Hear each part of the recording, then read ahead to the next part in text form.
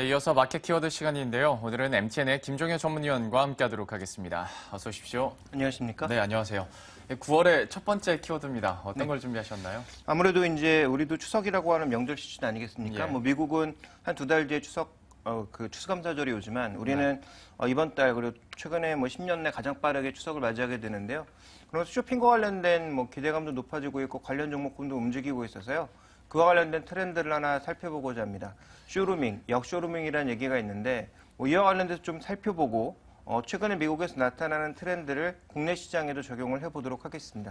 쇼루밍과 역쇼루밍 아마 좀 생소하신 분들도 많으실 것 같습니다. 그래서 먼저 이 단어들이 어떤 걸 의미하는지부터 좀 알아봐야 될 것 같은데요. 정확히 어떤 뜻인가요? 네, 한 가지만 알면 뭐 반대 의미니까 반대 것도 알 수 있겠죠. 이게 쇼루밍이라고 하는 게 뭐냐면 오프라인에 가서 만져볼 만큼 물건 다 만져보고 실제로 가격은 온라인이 싸기 때문에 온라인에서 사는 것을 쇼루밍이라고 합니다. 네. 반대로 역쇼루밍은 그 반대가 되겠죠. 오프라인에서 검색을 하는 것이 아니라 오프라인에서 사는 거죠. 대신에 예. 검색은 온라인에서 하는 것입니다. 네네. 그러니까 이런 경험 자체가 최근에는 굉장히 다양해지고 있는 상황입니다. 불과 얼마 전까지만 하더라도 쇼루밍족이 문제다. 네. 이런 얘기가 나왔었는데요. 최근에 또 역쇼루밍이라는 얘기가 나오고 있는 만큼 이와 관련된 트렌드를 조금 살펴볼 필요가 있습니다.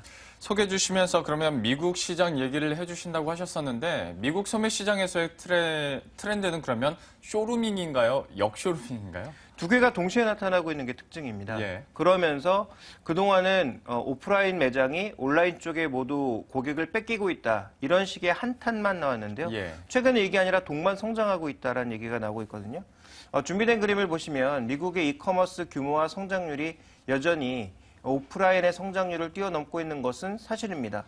그렇지만 최근의 경향은요. 오프라인도 성장하고 있고 온라인도 동반 성장하고 있는 모습이 눈에 띄고 있다는 점을 좀 주목해 보실 필요가 있습니다. 그래서 성장률 기준으로 봤을 때 오프라인이 한 10%대가 조금 안 되고요. 온라인이 20%로 여전히 온라인 쪽의 성장률이 높긴 하지만 전체 시장이 같이 성장하고 있다는 것에 주목해 볼 필요가 있을 것 같고요. 그 다음에 소매업체 중에 모바일 비율을 보시면 지금 뭐 애플이나 넷플릭스, 월마트, 뭐 이베이, 아마존 등 온오프라인이 굉장히 섞여 있는 상황인데요. 이들 업체의 전반적인 모바일만 사용하고 있는 사람들의 비중이 지금 보시면 3분의 1 정도 수준입니다. 그러니까 지금 모바일을 기반으로 해서 시장이 빠르게 성장하고 있는 것은 맞고 모바일만 사용하는 사람들도 늘고 있지만 최근의 경향상으로 봤을 때는 이것이 그러니까 모바일의 성장이 온라인, 오프라인을 동반 성장시키고 있다는 것에 우리가 무엇보다 주목해 볼 필요가 있는 것 같습니다. 최근에 미국의 트렌드는 온라인, 오프라인 동반 성장하고 있다는 것이고요. 소매업체 스스로가 자신들의 약점을 캐치하고 있다는 거죠. 그래서 자신들의 가장 취약점이 뭐냐, 스스로 이제 내놓은 그 일종의 약점들이 개인화된 쇼핑 경험이 없다. 그러니까 사람들이 가고 나서 그 사람이 뭘 샀는지를 기록으로 남기지 않았기 때문에 네. 어떤 브랜드를 좋아하고 어떤 성향을 사는지가 전혀 기록에 남지 않는데요.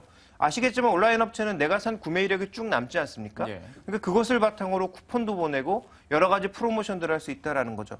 그런 것들이 부족했다. 그리고 종업원들의 뭐 숙련도 이런 것들을 많이 지적을 하면서 실제적으로 그 다음에 나갔던 것은 오프라인 업체는 온라인화.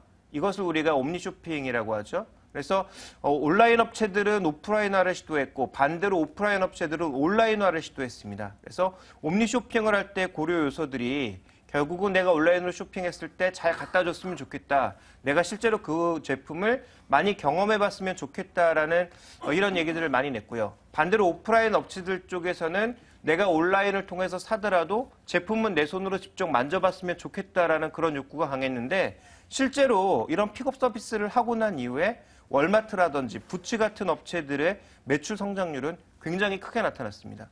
그래서 실제로 이렇게 미국에서는 온라인과 오프라인이 계속 결합되는 형태가 나타나고 있다는 점을 주목해 보실 필요가 있을 것 같고요. 그 실제 서비스로서는 여러 번 소개시켜드린 적이 있는 아이비콘 서비스. 그래서 특정 업체가 아이비콘을 설치한 이후에 아이폰 사용자가 지나가게 되면 그와 관련된 쿠폰이나 정보를 제공하는 형태, 뭐 이런 형태로도 진행이 되고 있고요. 그 다음에 월마트에는 사이트 투 스토어라고 있습니다. 정확하게 얘기하면 사이트 투 스토어 픽업인데요. 픽업 서비스를 제공하는 거죠. 내가 온라인 월마트에서 산 제품을 직접 이 매장, 내가 가장 사는 곳에 가까운 이 월마트 매장에 나와서 직접 내가 수령해 가는 거죠. 그래서 집에서 받아서 나중에 다시 되돌리는 게 아니라 거기서 제품의 품질을 직접 확인해보고 만약에 환불할 의사나 아니면 잘못된 제품이면 그 자리에서 바로 바꾸거나 뭔가 컴플레인을 제기할 수 있는 뭐 그런 서비스도 제공하고 있는 상황이고요.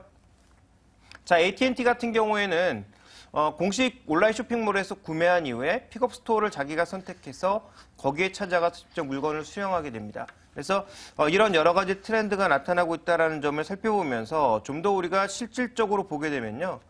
모바일 단말을 이용하는 사람들 같은 경우에는 전자제품 같은 경우에는 아까 말씀드렸던 역쇼룸이 형태가 가장 강하게 나타나고 있고요.